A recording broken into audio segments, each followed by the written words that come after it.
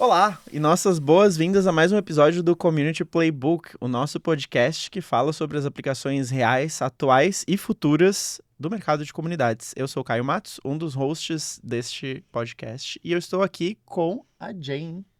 Olá, pessoal. Bem-vindos a mais um episódio. Super animada com esse papo de hoje, mega internacional, chiquérrimo. A gente tá chegando no patamar avançado aqui, né? A gente não pode reclamar da qualidade dos convidados, de Mas jeito nenhum. Jamais, mas bem-vindos a mais um episódio. Jane Medeiros aqui, mais uma das hosts do Community Playbook. E se você está chegando aqui agora, não esquece de seguir a gente no Spotify, no YouTube e recomendar o episódio para outras pessoas também. E já que você já falou de quem a gente vai entrevistar hoje, que é um convidado super especial, conta um pouco pra gente quem é. Vamos lá. Bom, tô muito lisonjeada. Minha história com o Edu é antiga, né? Verdade. Edu é uma referência para mim no mercado, porque é um brasileiro que foi embora. Então, eu tive referência deles quando ele era community fora do país, né? É um privilégio, então, boas-vindas, Edu. É Valeu. muito gratificante ter você com a gente, porque assim, se eu for falar toda a bio do Edu, a gente vai longe, mas fundador do Dublin, né?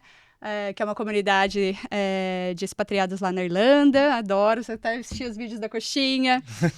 Foi head de comunidades global de 3 empresas incríveis, né? Dropbox, Wix, Zynga. E ele foi o primeiro, eu não sei, eu falo isso nas redes sociais, eu nunca validei com você se é verdade, mas eu acho que você foi o primeiro brasileiro a ganhar o CMX Industry Awards, foi, como acho. um brasileiro que ganhou ali, foi de profissional de comunidade online, né, em 2020. Foi. E atualmente está como head de comunidade na Persona. E nem tinha falado, mas também escreveu um livro, gente.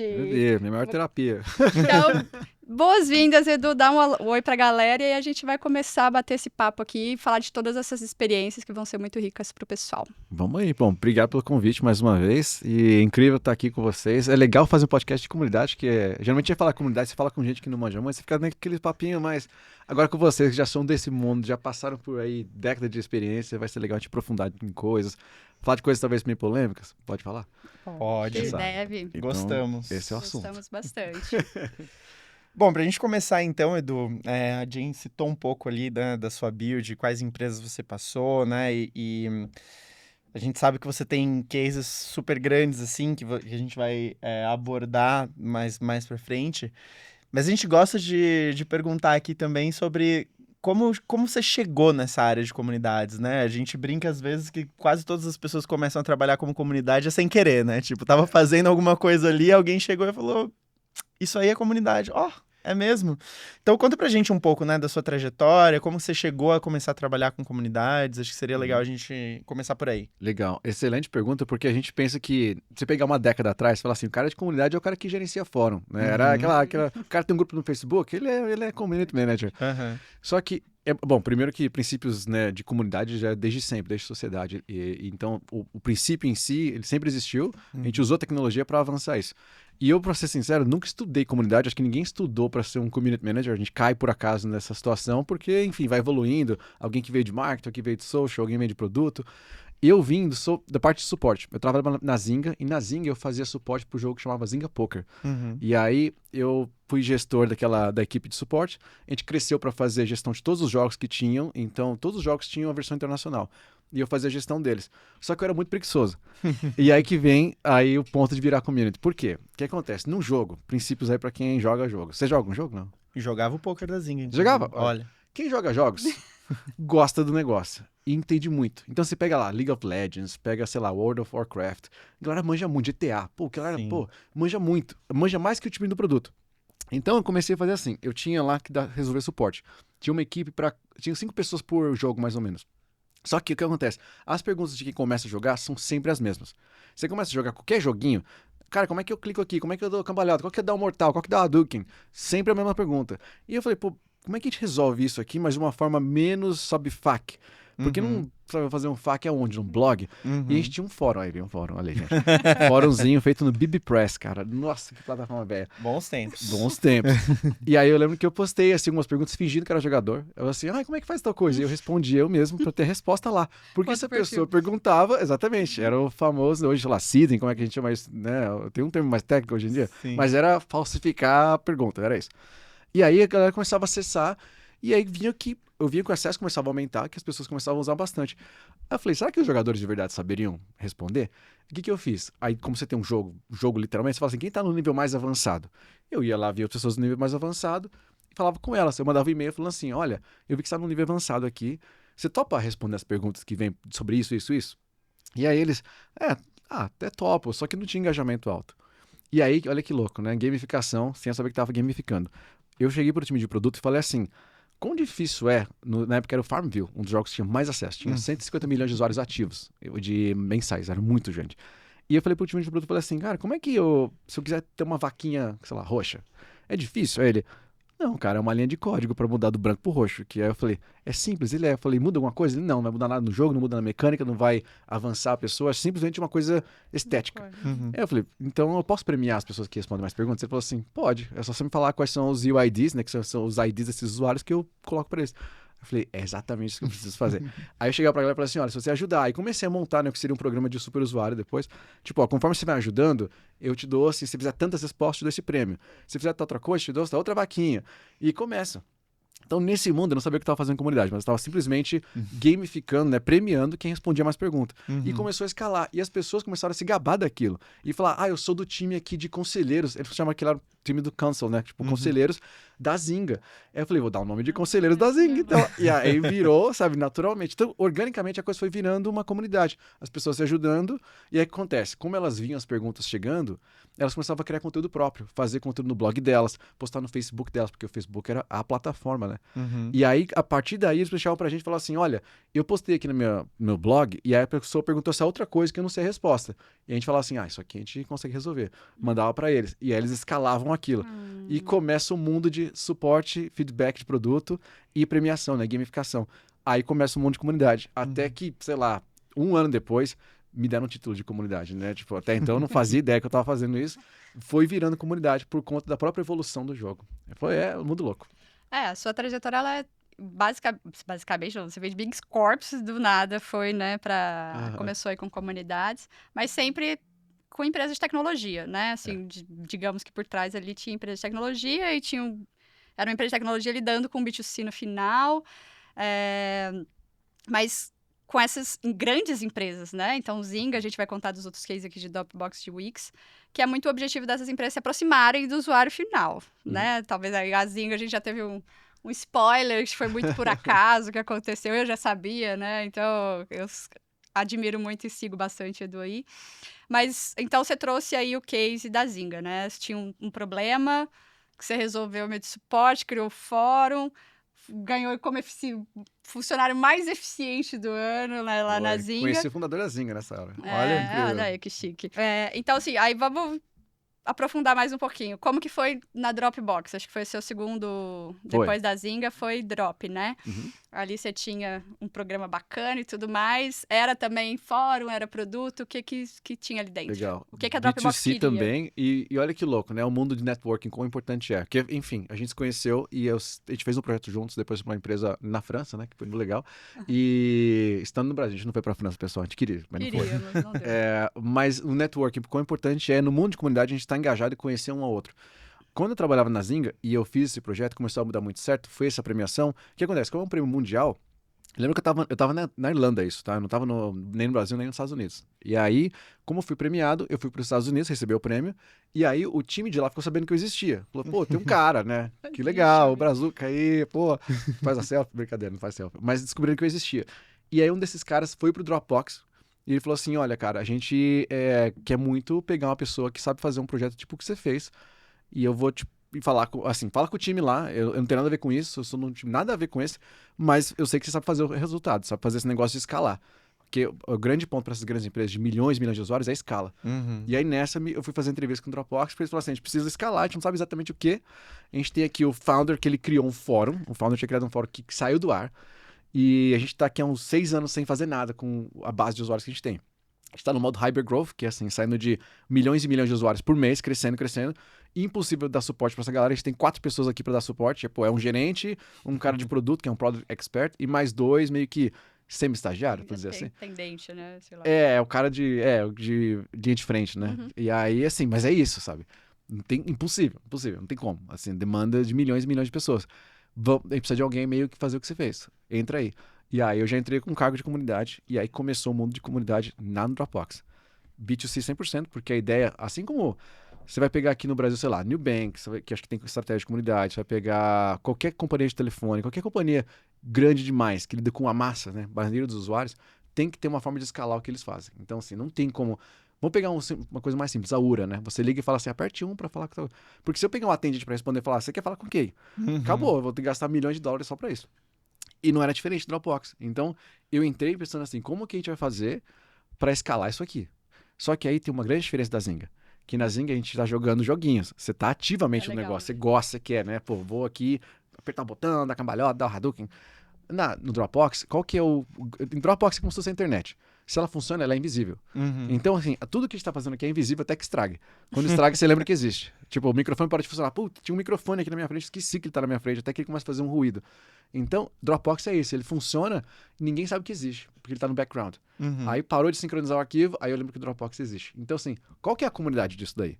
Quem que se importa com isso? Eu jogo a pergunta pra vocês que são do mundo de comunidade também. Em quem vocês pensariam em trabalhar se esse é o mundo que você é dado, FPL? Tem 600 milhões de pessoas que usam esse negócio invisivelmente, não querem saber da existência disso. Quem que é a comunidade?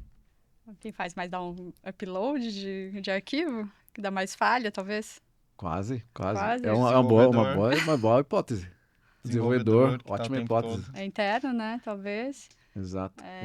Não necessariamente interno, poderia ser externo também, mas como tem um volume muito grande, né, ou às vezes integra em alguma coisa que ele trabalha, poderia ser esse caminho, talvez. São boas hipóteses. E várias hipóteses que eu usei também, tá? O desenvolvedor falou assim, será que o cara que desenvolve tem interesse? Foi o primeiro que eu peguei.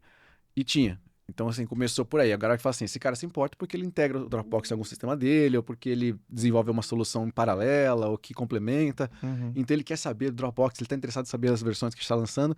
E foi uma base que depois eu conto mais, assim, que a gente fez toda a parte de feedback de produto com essa base. Mas o mais importante, que é mais ou menos o que você falou de usuário, não era só usuário individual. Eram empresas que usam Dropbox. E aí, como é que funciona? Qual que é a... Falando aqui, mais aprofundando um pouco mais, né? O que eu posso fazer se eu sei... Por exemplo, vou pegar um exemplo simples aqui. Vamos pegar aqui o Cubo. A gente tá aqui no... Pode falar que a gente tá no Cubo? Pode. Tá no Cubo, pessoal. Lá no Cubo, a gente percebe que é o seguinte... Tem várias pessoas em mesinhas individuais aqui, várias pessoas sentadas. E aí o admin aqui, o cara de TI do Cubo, ele abre ali e fala assim, vamos ver os e-mails da galera que se cadastrou? Aí ele fala assim, nossa, tem 79 e-mails aqui, @Comu. Tem muita gente da Comu que tá vindo pra cá. Será que eles são uma empresa, mas estão sentados cada um no lugar? E aí o cara fala assim, opa, você é da Comu? Eu falo, Nossa, sou. pelo Ah, domínio. você também é da Comu? Você também é? Ué, mas por que vocês estão cada um no lugar, cada um pagando um assento separado? Por que a gente não faz um assento pra todo mundo aqui, um grupo? Eu pego uma sala pra vocês, põe um cafezinho, põe o logotipo de vocês, fala, pô, eu quero. É basicamente o que a gente fez. A gente viu todos os domínios e falou quais domínios que a gente tem Muitos de usuários. grandes empresas e que tem mais usuários, exatamente. Falou, caraca, tem assim, 170 pessoas aqui que são do Dropbox. Falou, ué, como mentira, do Dropbox, Central Dropbox. Que são, sei lá, da Comu, por exemplo, de novo. Vamos juntar essa galera, vamos falar com eles. Aí você fala com o admin principal, fala assim, o cara que tem mais usuário, o cara que tem mais acesso, fala, olha, tem um monte de gente da sua equipe aqui que tá usando. Você quer centralizar isso? Você tem acesso à informação e ter uma comunidade privada, você pode engajar, você pode treinar a sua equipe, a gente treina você para você treinar a equipe, a gente ajuda você a aumentar a capacidade, né, como é que fala, a utilização do produto, para você Adoção, maximizar, etc, etc. Cara, é exatamente o que eu quero. Então é isso. É o mundo offline aqui que faria isso num cubo da vida, a gente fez no mundo online. E aí começa a escalar a partir daí, porque você fala assim, então precisa agora de mais desses admins que se interessam.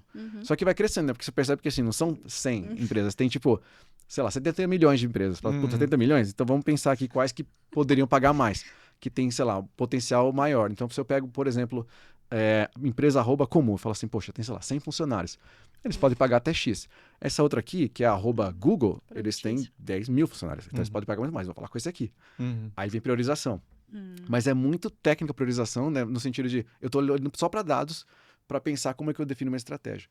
E aí que começou a estratégia de comunidade do Dropbox, de B2C, que virou meio que B2B também, porque eu treinava o cara de TI. Um head, né? Sei lá. Exato. Um Que é parecido com a embaixador. estratégia do Wix, depois a gente vai falar, mas É a foi próxima, esse o mundo. já emenda, saca? exatamente. Porque aí Não, mas eu achei legal esse Faz ponto, sentido assim, isso? né? Porque, pelo que eu tô entendendo, nessa época não tinha um plano empresarial, assim, do Dropbox. Era Não, cada um fazendo o seu, e o que vocês fizeram foi meio que agrupar a galera pra poder facilitar esse... Isso.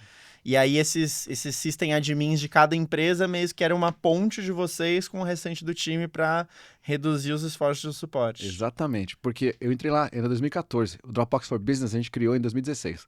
Então eu não fui responsável, nunca pegar o crédito disso, porque o time que estava envolvido também com outras áreas se envolveu muito em criar isso durante um hackathon que a gente fez, mas parte da influência foi assim, identificar que daria para fazer comunidades com eles e identificar que também dá pra fazer business com eles. Fazer, tipo, soluções, tipo, o que hoje é um Customer Success, sabe? Não tinha isso lá, porque não existia o departamento. Aí a gente falou, pô, se essa base é tão grande, quanto mais eu educo eles, e eu começo a criar tiers, né? Então, assim, eu tenho um tier aqui que é, assim, pessoas que têm mais de 10 mil usuários usando Dropbox. Vamos botar um gerente aqui para falar com eles.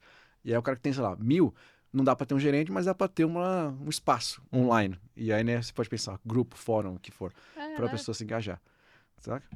Não era um programa, mas você foi evangelizando, né, usuários para serem educadores da própria ferramenta internamente. Isso acaba trazendo aquisição de outros. E... Aí vem um outro plano legal, que é o seguinte, esses caras, o usuário no mundo do TI é o user, aí ele tem o seu super user, né? Que é o cara que é o super usuário, que é o sei lá, Godfather, a pessoa que é o, sei lá qual que é o nome traduzido, mas é o cara que tem acesso total. Aí tinha essa galera que ajudava, o próprio time dele, a empresa dele, mas ele queria ajudar outras pessoas, porque eles estavam empolgados com o negócio. E aí que você começa a perceber, será que eu posso fazer um programa de super usuários? E aí que vem o Super User Program que eu criei. Então eu falei, pô, vou pegar os caras que são super usuários, que não ajudam só a equipe deles, ajudam todo mundo. Eles querem ajudar todo mundo. E através de um fórum, que aí era o jeito que tinha, a gente vai ajudar essa galera. Mas é o fórum porque era o que tinha, a gente tá falando de 2014, 2015, é o espaço que você tinha. Você não tinha assim, vamos fazer um canal de YouTube aqui. Não existe isso, vamos fazer um, sei lá. Um Discord, um Slack. O Slack, sei lá o que tava acontecendo com o Slack naquela época. Então, assim, era um fórum, é o que tinha. Fora que o cara que era a cara de TI mesmo, de 2014, 2015, ele já é um cara de TI desde a década de 90, então ele tá acostumado com o fórum. E aí que vem essa outra coisa, que assim, qual que é a melhor plataforma para você fazer uma comunidade? É a que eles estão usando, é a que eles estão acostumados. Então, se o cara de TI tá acostumado com o fórum será, sabe? Pode ser que hoje, em 2024, 2025, seja um Discord, seja um Slack, seja qualquer outra coisa. Pode ser um WhatsApp, inclusive. Mas eu tô onde o cara tá, saca? Então, aqui no Brasil é muito WhatsApp. Tá complicado. Infelizmente. Não, isso aí vai longe. WhatsApp. Bom, e aí, assim, tem vários cases, né? Mas aí acho que pra gente fechar em 3, né? Agora, em número ímpar, né? Então, falou da Zynga, Dropbox, o Wix. Conta pra gente como é que foi lá, porque também foi uma coisa de longo prazo, né? Já tinha também mais 1 milhão de usuários, então dá um overview aí dessas 3, porque a gente vai começar a expandir as diferenças. Tá. O Wix, o que acontece? Eu entrei na Wix em 2020, na pandemia. E por que a Wix estava crescendo tanto e tinha tanto interesse em comunidade? Porque quando começou a pandemia, o que acontece? Todo mundo que era, sei lá, professor de yoga, precisava de um site. Porque acabou as aulas presenciais, tinha que fazer aula online. E aí a gente começou a desenvolver soluções. E eles começaram a pensar enquanto marketing inicialmente. Falou, a gente tem uma solução para fitness, assim, para quem quer fazer aulas de qualquer coisa de saúde. Tem soluções para quem, sei lá, faz entregas. Solução para quem vende produtos, né? Que eram físicos e antes tinha lojinha, agora tem que fazer online. Então eles falaram assim, pô, a gente precisa de alguém para fazer essa gestão, que a gente tem umas ideias de comunidade aqui, mas não tem alguém que centraliza isso. E aí eu entrei para reportar para o CMO, então direto no time de marketing, e ele falou, a gente está fazendo estratégia de marketing, mas a gente tem estratégia de comunidade. Faz aí. A Wix é um outro mundo, tá? É israelense. O cara fala assim, tchau, assim. Eu não vou falar com você daqui até 1 ano e depois de 1 ano você me fala o que você fez. Literalmente. Eu fiquei sem falar por 1 ano com o meu chefe. E aí você fala, pô, que legal. Remoto, pandemia, tipo, eu não sabia nada que estava acontecendo. Metade das reuniões eles falavam em hebraico. E, cara, perdidaço. Aí eu, caraca, velho, essa é a estratégia, né? Beleza. Então eu comecei a fazer o quê? Pensar quais são os cohorts, né? Os grupos que a gente pode trabalhar. É um grupo de fitness, grupo de, sei lá, e-commerce, grupo disso, daquilo. E aí vai começando a mostrar o que tem de comunidade aqui. Só que eu percebi que aí que vem as epifanias que surgem depois de um tempo, né? Você não sai aprendendo, sabendo, isso aqui que é estratégia. Você vai apenando, dá certo, isso aqui não dá certo. Fitness estava mais ou menos indo para um lugar que parecia dar certo. A gente contratou uma menina que ela era head de comunidade da Adidas, de Israel, para ser head de comunidade de fitness da Wix. E ela, incrível, super, sabe, tinha um, assim, ela tem o senso ali, a comunidade tá dentro dela. Legal. Só que não tava indo tão pra frente, por quê? Você chega num ponto que começa a bater, sei lá, com a comunidade do Arnold Schwarzenegger, porque o cara também é de fitness. E eu não tenho como bater enquanto o Wix com o Arnold Schwarzenegger. Eu tenho que enfrentar muito, assim, tenho que investir muito. E então fica difícil. Aí eu falei, putz, não sei se esse é o caminho. A gente tá gastando muita verba, tá investindo muita energia aqui pra quem sabe, ganhar alguma relevância no mercado onde o fitness, as pessoas que são influencers já são muito grandes. Não sei se a gente vai entrar aqui com relevância. E aí eu pensei, o que o Wix faz? O Wix não faz site. O Wix é uma ferramenta que permite você fazer site. Assim como o Uber, ele tem que ter um motorista, que o Uber sozinho não dirige carro para ninguém, certo? Então, por assim, se essas pessoas precisam fazer site, eles têm que contratar alguém que faz site. E esses caras estão tudo no Fiverr, no 99 Freelance, sei lá, freelancer.net. É tudo esse bando de freelancer aí no mundo inteiro, fazendo um site meia boca, para ser sincero, site ruim, site barato. E é isso, esse é o grupo de pessoas que faz o site. Aí eu falei, pô, essa é a galera que se interessa pelo Wix, essa galera que precisa fazer dinheiro, porque isso aqui é o ganha-pão desses caras. Então, a comunidade ficou muito mais óbvia para mim quando veio essa epifania. Eu falei, esses caras têm que ser a comunidade, não é o usuário final, não é o cara do fitness. Né? Com todo respeito, foda-se se o professor vai fazer um site ou não. Eu tenho que ensinar o cara a vender isso para um cara, vender a solução, saber fazer um site de qualidade, saber cobrar, saber negociar, e aí fica óbvio, né? Porque imagina assim, né? Vamos pensar no metamundo nosso aqui. Se eu ensino outros community managers a serem bons community managers, saberem sobre a indústria, estarem alinhados em princípios, etc, etc, beneficia todo mundo. Sim. E aí se eles falarem assim, bom, legal, agora eu quero contratar uma empresa, e aí vai, sei lá, falar com a Comum, é meio que vem intrínseco, né? O negócio começa a aparecer para você como resultado do que você trabalha na comunidade, na indústria. Então eu trabalhei na indústria dos freelancers, falei, esses caras são a comunidade, vamos fomentar essa galera, vamos treinar eles, e eles vão fazer parte da comunidade, eu vou ensinar eles tudo, e mais do que isso, eu vou dar revenue share, vou dar metade do que a gente cobra do nosso plano premium para eles, porque eles têm um benefício monetário também, né? Monetário? Eu não sei falar a palavra em português, mas um benefício financeiro. Monetário também funciona. Então, eles ganham metade do plano enquanto o plano estivesse ativo, ou seja, incentivo deles manter você no plano pago, porque todo mundo ganha. E aí eu escalo, né? Porque a gente tinha, sei lá, a gente chegou a 120 mil dessa galera de freelancers. Então, todo mundo que trazia gente nova e que fazia mais site para os outros ia crescendo. Então, a estratégia foi basicamente sair combater aí essas verticais para virar, vamos trabalhar com quem cria site. Eu lembrei do EP com a Thaís, né? De falar de pessoas, de afiliados, né? Parece um programa de afiliados aí que ela faz com a gente. O programa de afiliados, ele é quase isso. Imagina que você, dentro do afiliados, você não só dá o revenue share, lá dá metade da grana, mas você ensina a pessoa a fazer aquilo. Né? Então, você treina a pessoa, capacita ela para depois, beleza, agora que eu sei fazer... Ela vai usar, é o seu usuário né, intermediário ali, e é incrível. É como se fosse um programa de embaixadores, quase, né? Acho que tanto essa experiência quanto a do Dropbox que você comentou é mais ou menos a mesma coisa. Você tem um ponto focal que tem uma conexão direta com você, mas que ele acessa, né, e ajuda a escalar, porque ele acessa várias pessoas ao mesmo tempo. Exato. E aí tem uma coisinha que, assim, não é uma coisinha, é uma coisona, na verdade, que é é bem importante isso, porque acho que a gente vê muito acontecendo aqui, mas a gente vê meio que do lado oposto. Você vê muitos eventos, por exemplo, acontecendo, você vê, tipo, encontros e tal, mas às vezes não tem uma intenção por trás daquilo. Quando a gente começou a fazer encontros com a Wix, o que eu fazia? Pegar aqui um exemplo de vocês. Vamos supor que a gente vai fazer uma comunidade de community managers. O que eu vou fazer? O que o community manager quer? Ele quer ganhar prestígio, ele quer ser bem visto no mercado, ele quer ter portfólio, ele quer ter, sabe, ter aquela foto dele palestrando. Então, o que eu vou fazer com um cara que é um designer? Eu vou botar o cara para dar palestra de design, vou botar o cara para dar palestra de montar site, palestra de como você tirar o melhor resultado, melhorar a otimização, melhorar a SEO. Tudo que é o mundo de fazer site usando o Wix, né? O único princípio é desde que você use o Wix. Mas aí o cara fica felizaço, porque ele tá criando o portfólio dele. E aí outros clientes falam assim, pô, esse cara é bom, o cara dá palestra, o cara tá em podcast, o cara tá em eventos, o cara, sabe? Então, a estratégia tem essa meta-estratégia dentro dela, né? De você fazer o cara ser bem visto, porque se ele é bem visto, vão contratar ele para jobs maiores, consequentemente vão pagar mais, a gente vai ganhar mais, e todo mundo cresce junto. Muito bom. Sensacional. Fim da Trinity. Falamos não, da aí, pô, aqui. você falou de 3 exemplos B2C, né? Vamos lá, B2C. 100% B2C. E aí, como que tá a experiência no seu atual job aí, que é a persona, né? Que é uma coisa mais de identificação, né? Pelo que eu entendi, ali, o pessoal consegue... Outro mundo.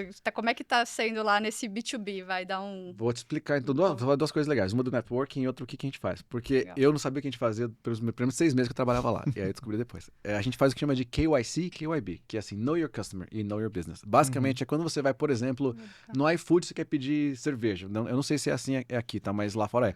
Aí você pede para tirar uma foto da sua carteira de identidade para ver se você é maior de 18 para poder autorizar. Essa verificação é por uma ferramenta tipo a Persona. A gente faz isso para DoorDash, por exemplo, que é uma equivalente do iFood lá de fora. Ou no LinkedIn, você vai verificar seu perfil lá, ele pede para fazer verificação, é com a Persona também. Ou na Amazon, você vai ser um reseller. Ou se você, sei lá, vai pegar a scooter da Lime, que acho que agora não sei se tem aqui no Brasil. Ou você virar um motorista do Uber, por exemplo. Você vai alugar uma casa no Airbnb, também usa Persona. Enfim, É verificação de identidade. Então, a gente é o processo dentro de um onboarding de uma pessoa que ela quer, às vezes, validar a identidade dela, ou uma empresa. Então, para uma empresa é mais chato ainda. Por exemplo, que você quer, no caso de você quer ser revendedor dentro da Amazon, você tem que ter uma MEI ou um CNPJ, você tem que verificar aquele CNPJ, eu tenho que descobrir quem que é o dono, e aí verificar a identidade daquele dono, enfim, validar tudo aquilo, ver se a empresa é legítima e tal. Mega chato, mega compliance, né? Não tem nada de que tem de legal. E aí, comunidade para esse mundo. O que é uma comunidade para isso? Mas eu vou falar como é que eu entrei primeiro, que é o networking de novo. Sempre. Um Sem ex construção de Dropbox, portfólio, de fato, um cara que era time de produto do Dropbox, ele virou o CTO, né, o founder e CTO, e o outro que era ex-Square, ele conhecia uma galera do Dropbox também e virou o CEO e founder. E aí eles entraram em contato e falaram assim, olha, a gente tá com essa startup e a gente tá pensando na ideia de comunidade. Eu acho que não vai dar certo. Ele falou assim, bem na minha cara. E ele é super pessimista. Aí eu falei, que Ótimo, legal. vamos aceitar esse desafio. Aí eu falei, acho que não vai dar certo, mas enfim, mas você sabe dessas coisas mais que a gente aí, então, enfim, tá afim? Aí eu falei, pô, vamos conversar. E aí, né, passando, eu tô resumindo muito, mas meses e meses e meses, aí eu consegui o visto de trabalho, que é um visto que chama O1, né, visto de habilidade extraordinária. Então, sou um alien de habilidade extraordinária. Aí fui para os Estados Unidos para entrar nessa startup. Então, agora tô no Vale do Silício, na boca do gol ali, né, onde acontecem as coisas, e lidando com o mercado B2B numa empresa mega nichada que é uma startup. E assim, é outro mundo. Então, eu tô exatamente na fase que você está pensando, né? Como é que é isso? Fase Wix que eu tava 6 meses atrás, assim, tô descobrindo. Tô testando várias coisas, fazendo várias hipóteses, porque tem duas questões. Uma é, imagina que eu vou falar para vocês assim, pô, é importante a caneta que você tem, só que não a ponto de você precisar entrar numa comunidade para engajar. Só que talvez tenham coisas que eu possa gerar ao redor disso que façam você ter interesse por canetas, por exemplo. Então eu tenho que pensar assim, quem que se importa por identidade, por verificar se você é real ou não é? Pô, uma rede social, um aplicativo de namoro. Até, sei lá, vamos ver se vocês estão no Tinder. Não é uma coisa importante pra vocês saber que todo mundo ali é real? Não tem nenhum Sim. fake, não tem ninguém que criou um perfil que não existe, ou que aquela foto é atualizada, né? Uma foto, né, de 10 anos atrás, que a pessoa não tinha ruga. Então, tem interesses. E aí eu falo assim, talvez existam formas de eu criar interesses por confiança, por identidade, por personalidade, por ser mais humano no mundo de fakes, no mundo de AI, você trazer o mundo humano. E aí, como é que eu tô fazendo isso? Tô testando com, por exemplo, eventos que são pessoas, né, fisicamente indo para um lugar físico, pessoas muito seletas. Às vezes trago pessoas de um perfil específico, tipo fintechs ou pessoas de marketplace, para discutirem nesses desafios que eles têm. E tá funcionando bem, porque as pessoas se engajam muito, sabe? E aí a gente pode depois falar mais de Vale do Silício, que é muito diferente daqui, que eu tô aprendendo. Mas essa pegada que tá começando a me fazer entender melhor, assim, pra onde que a gente pode ir com B2B. Legal. É outro mundo, saca? Muito bom. É um mundo paralelo, né? Vamos dizer assim. Vocês têm ideia de como é que vocês fariam isso? Assim, você fala, pô, você tá numa plataforma que você é, tipo, um pedaço de uma tecnologia que lida com segurança da informação, né? Ou verificação de informação. E é B2B total. Eu faria mais ou menos esse caminho que você falou, né? Acho que a gente até já comentou isso algumas vezes nos episódios aqui, né? De você tentar pegar um tema que tangencia um pouco aquilo que você quer falar de verdade para eu tentar pegar uma galera de nicho, né? Eu tenho algumas experiências, assim, com a comunidade de tecnologia que eram empresas que têm interesse em fazer recrutamento de profissionais de tecnologia. Hoje, talvez esse mercado tenha mudado um pouco, porque, né, onda de layoffs que teve, etc, etc. Mas nessa experiência em específico, né, que eu tô comentando, a ideia era, tipo assim, desenvolvedor não queria saber de recrutador. Tinha 5, 6 todos os dias no LinkedIn dele, oferecendo vagas que não tinha nada a ver com o que ele queria. Então tinha aversão a recrutador, assim, né? Então, cara, se a gente for fazer uma comunidade de tipo, encontre a sua vaga, ou tipo, consiga emprego, não ia funcionar. O que a gente faz? O que desenvolvedor precisa? Precisa estar sempre atualizado, precisa se desenvolver, precisa ter certificado. Então, uma comunidade muito mais focada em desenvolvimento pessoal e profissional do que isso. E aí você começa a ter, né, aquele tipo de informação a respeito daquela pessoa, ou você dá um motivo para ela se interessar por estar ali, trocar com outros pares, e que também te dá insumo para que você consiga achar mais facilmente, né? Então, eu daria um caminho muito parecido com esse que você está dando, de trazer esse público para um tema que é tangente, mas que é interessante para ele, né? Eu pensei em duas coisas, assim, muito perfil Brasil, né? Que é uma coisa muito parte do processo, né? O produto. Então, não tem muita interação humana, né? E são grandes corpos. Então, quem compra, talvez eu faria alguma coisa de relacionamento entre essas corpos mesmo, de evolução da tecnologia, igual você tá indo, né, pros jantares, uma coisa mais VIP, experiências proporcionadas pela empresa e popopó, e talvez, quem sabe, num segundo momento, o que você já fez, né, pegando as pessoas, vamos lá, os high users, né, talvez uma estratégia de expansão, Uhum. para sair do vale, né? Vamos fazer um Latam, né? Tá vendo a dificuldade como é diferente o perfil no Brasil, fazer os seus programas locais. Tem várias, dependendo da estratégia de expansão, né? Da persona. Um outro caminho possível aqui, virou um brainstorm, né, o podcast. Mas é isso que é legal, pô. Mas Tá falando com outros experts juntos aqui, Vamos todo fazer mundo um aqui, quero aprender com diagnóstico, vocês. um outro caminho possível, talvez, não sei, sem conhecer tanto assim, né, o processo, seria talvez fazer programas com desenvolvedores para ensinar eles a conectar APIs ou coisas desse tipo, porque no final do dia, o líder de negócio, ele não sabe exatamente tudo isso, né? Ele chega com um problema. O problema é, cara, precisamos verificar a identidade. Como que faz isso? Você é de tecnologia, você se vira. Então, se o cara já tem um conhecimento ali, né? De tipo, beleza, tem essa plataforma que eu já sei usar e que eu já sei como é que funciona e como que eu integraria aqui, acaba sendo uma coisa que facilita também. Cara, olha só o que você falou, cara, que você entregou uma coisa que eu vou fazer, nem sei se podia falar isso aqui, mas enfim, como tá em português, acho que ninguém lá vai... Se alguém traduzir...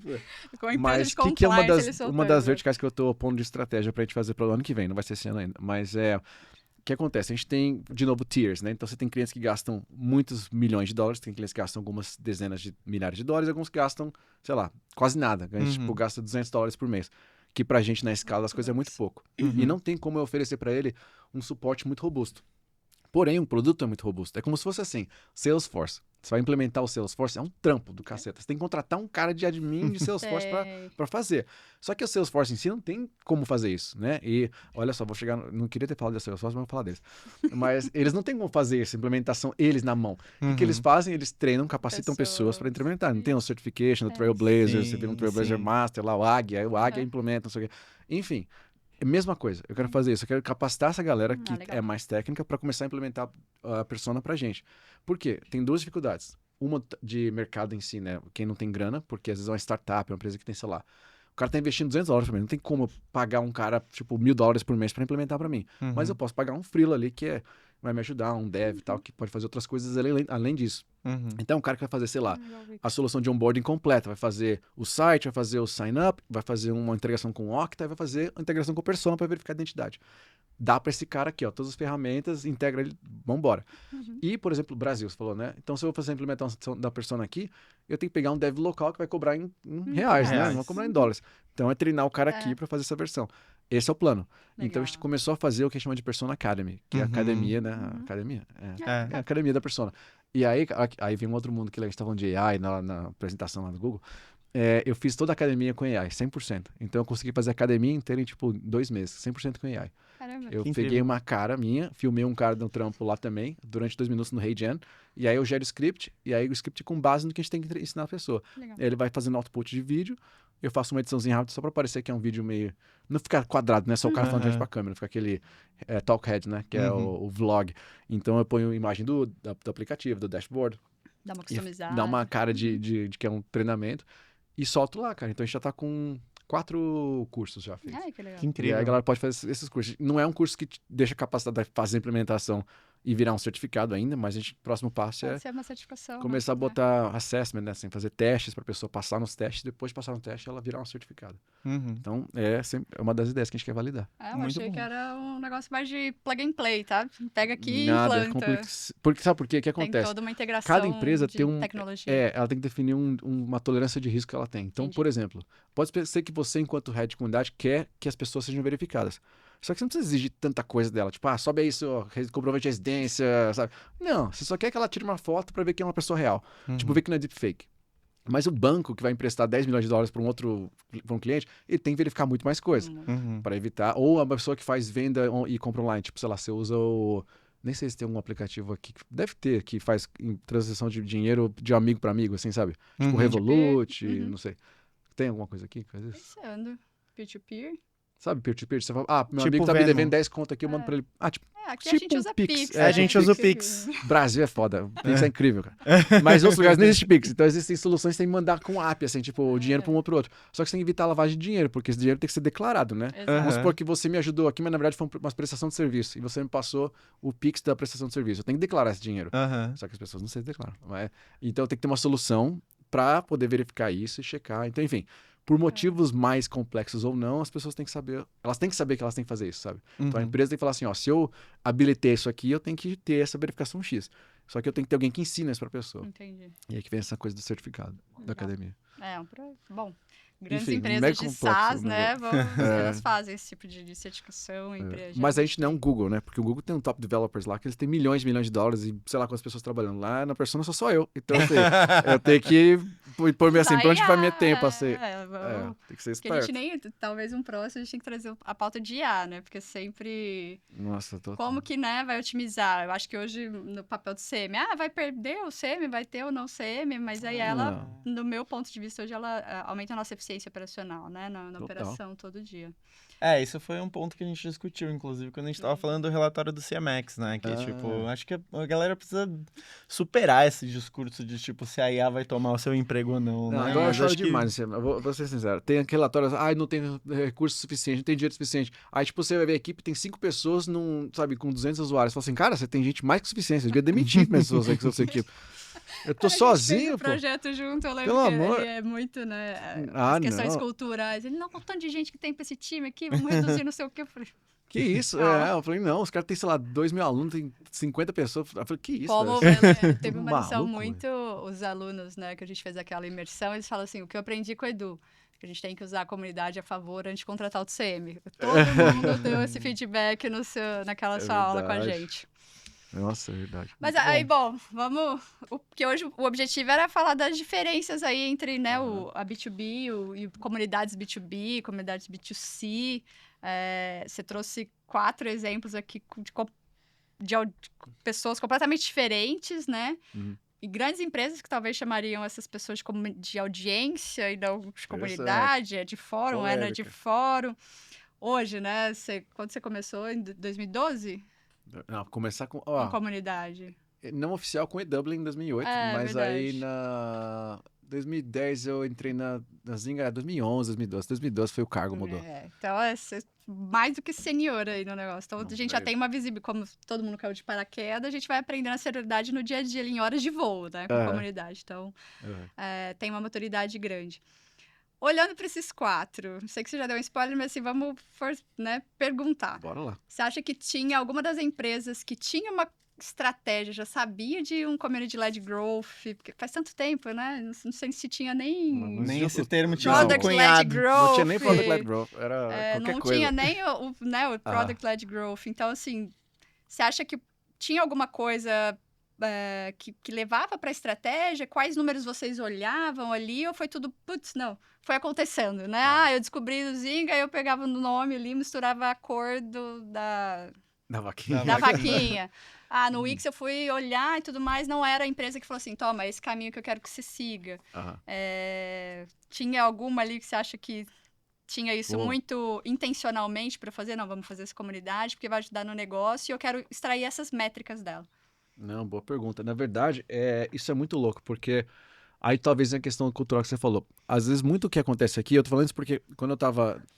No Brasil, eu passei muito pouco tempo no mercado de trabalho aqui. Fiquei, sei lá, 5 anos no mercado de trabalho e saí. Mas eu era menino, né? Estagiário, aí peguei uns 2, 3 anos de cargo mesmo, assim, de alguma coisa e saí. Mas na Europa também tinha muito disso. Você tinha já uma estratégia definida no HQ, né? Na matriz, que se replaçava, né? Você meio que replica aquela estratégia ou localiza aquela estratégia. Mas quando eu tava na base, eu tinha que criar essa estratégia. Não tinha uma referência.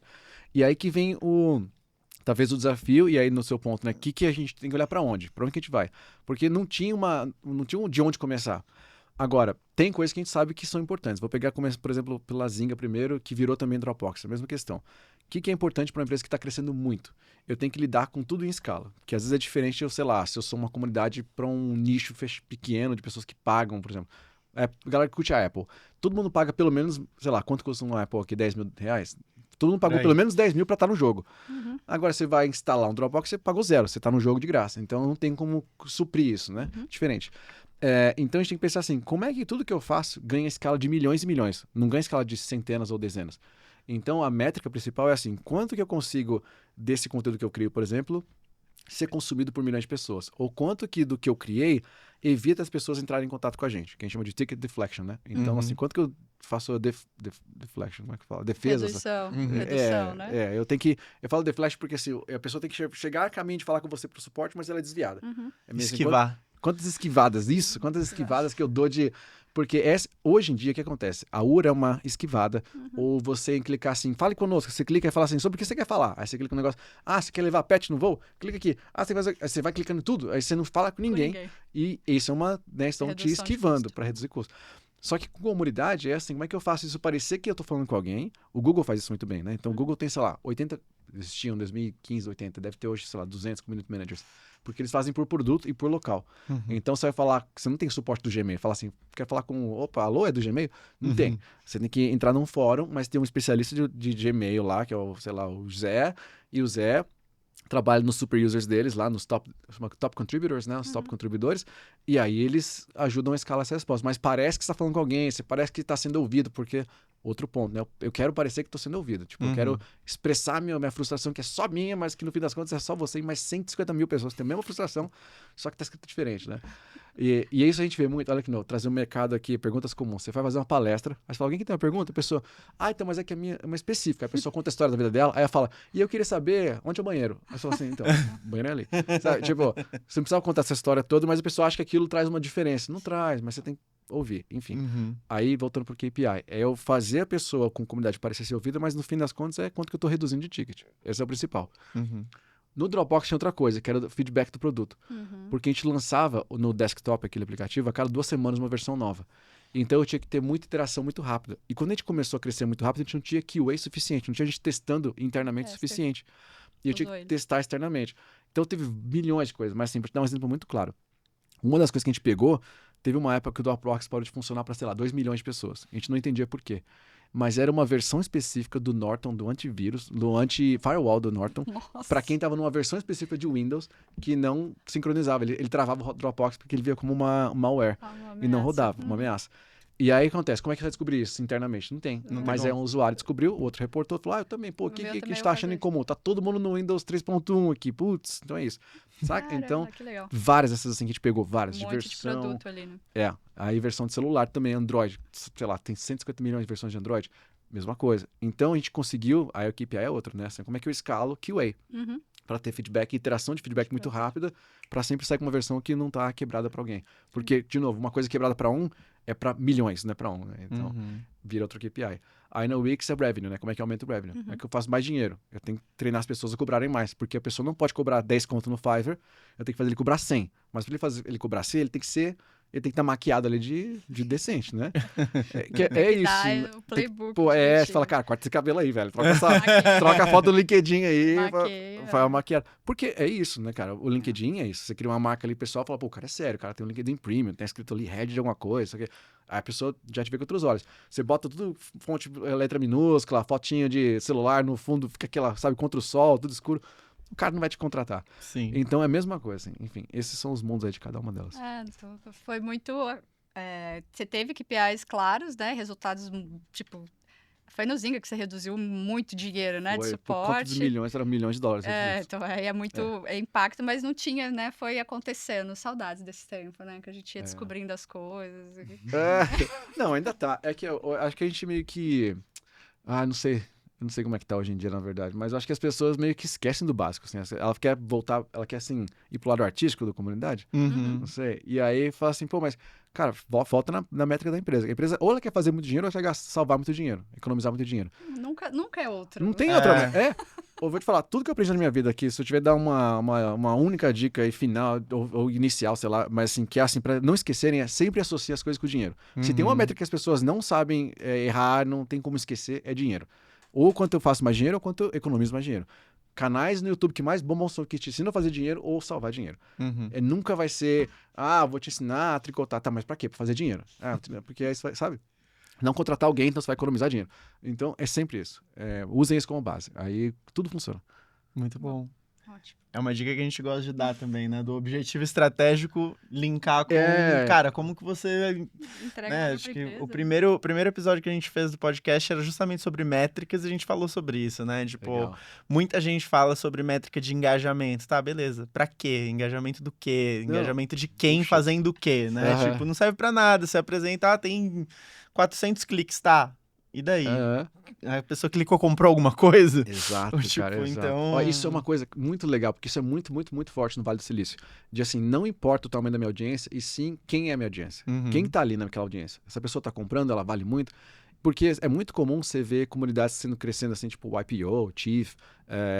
Acho que o Hampton ele tá mais seleto agora, mas que assim, pagou $5.000, você entra na comunidade. Mas eu paguei $5.000 e eu sou isso. Eu só paguei os 5 mil, esse é meu teto, acabou. Eu quero só me aproveitar, comer ali os negócios de graça, nos jantares. Tem comunidades que você fala assim, são 30 pessoas, mas são 30 pessoas que, assim, levantaram pelo menos 100 milhões. Uhum. Fala, cara, essa comunidade, esse cara tem dinheiro. Ou é um cara que fez 5 exits. Pô, não importa se são 10 pessoas, são pessoas que são bilionárias. Uhum. Essa é a comunidade que eu quero estar. Pra fazer essa aqui que tem dinheiro, sabe? Então, às vezes, a gente esquece, mas a hora que você vai ver o povo lá, fala assim, pô, eu faço jantares, mas eu só faço para 5 pessoas. Você fala, mas, pô, cara, tem tanto... Ele fala, não, mas é que as pessoas que eu faço são só donos de jatinho. Aí você fala, entendi. Então, você, saca? Aí você começa a achar, assim, fala, caraca, esse é o nicho de verdade, saca? Sim. Então, eu tô aprendendo muita coisa com eles lá, de tamanho de comunidade, sabe? Eu acho super importante, assim, né? Não só por questão de você ter essa seletividade da comunidade, não só por conta do resultado que isso vai trazer pra você, mas porque muitas vezes isso também é um vetor de você atrair outras pessoas parecidas com aquela na comunidade, né? Ou de pessoas que estão interessadas em se conectar com pessoas desse tipo, né? Eu acho Total. que, principalmente aqui no Brasil, acho que a gente vê muito caso, principalmente, né, falando de exemplos, assim, né, de escolas que estão focadas em, sei lá, inovação, criatividade. Às vezes eu brinco que a história do MBA na verdade é um programa de comunidade, né? Pouca gente vai fazer MBA porque quer aprender alguma coisa. Ou quer o título, ou quer conhecer gente que vai criar uma nova oportunidade, né? Total. E eu acho que é muito isso, né? As pessoas saberem que a sua comunidade tem pessoas de um determinado perfil que é importante, faz com que elas queiram estar também. Isso facilita muito o trabalho de aquisição também, né? Pô, total. Aliás, você falou uma coisa que me lembrou um ponto que é interessante, que a gente não citou nisso, mas eu tinha algumas vantagens que a gente chama de unfair advantage, né? Algumas vantagens não justas, sei lá, de algumas dessas empresas. Tipo, Dropbox é um nome tão forte que foi fácil, de alguma forma, atrair gente para fazer parte. Uhum. A Zynga tinha jogos que as pessoas já eram apaixonadas pelos jogos, então meio que foi fácil. A Wix é um pouco mais desafiador, mas tinha questão monetária. A Persona, ninguém conhece a Persona. Fala assim, Uhum. por que eu vou fazer parte dessa comunidade? O que tem de... Cara, eu vou desenvolver para a Persona? Eu quero desenvolver para o Salesforce. Eles sim têm um nome. Então, tem esse desafio também. Você falou aí da questão de, fazer parte, às vezes, né? Pertencer a um grupo. Então, você quer pertencer a alguma marca que te puxa para uma elite ali, né? Eu sou o grupo dos donos de Rolex. Pô, Rolex é um nome que né? Tem uma relação de status. Sim. Então, né, sei lá, vamos supor, vocês estão fazendo a Kumu. Qual que é talvez a próxima etapa? Fazer a Kumu ser tão foda que eu quero entrar lá só pra falar que eu sou da Kumu. Uhum. Não é porque, sabe, qualquer outra coisa. MIT, eu fiz um curso da MIT. Não é porque eu queria aprender, nossa, esse professor é incrível. Foda-se, professor, eu mal assisti as aulas. Era pra falar que eu fiz na MIT, sabe? Era isso, porque é o branding dos caras. Quer queira, quer não, atrai outras pessoas. A pessoa fala, pô, você estudou na MIT? Caraca, vamos falar disso e tal. Total, cara. O branding, às vezes, ele sobressai qualquer uma dessas coisas e a pessoa, ela quer pertencer àquela comunidade pelo branding. Não tem nada a ver com engajamento, com nada. Sim, você deu referências de cases que basicamente isso, né? Harvard, você falou de outra faculdade, MIT. Esse pessoal tem programas fortíssimos, né? De alumni. Total. A pessoa quer ter esse cargo ali para fazer parte da comunidade. Então, quando o pessoal olha para isso, até ponto de monetização, faz muito sentido. Além de vender o curso, ainda vende depois uma assinatura para uma associação dos alunos. E aí vai longe, né? Muito bom. Você trouxe, acho que, um belo exemplo de desafio, né? De diferenças entre o B2B e o B2C.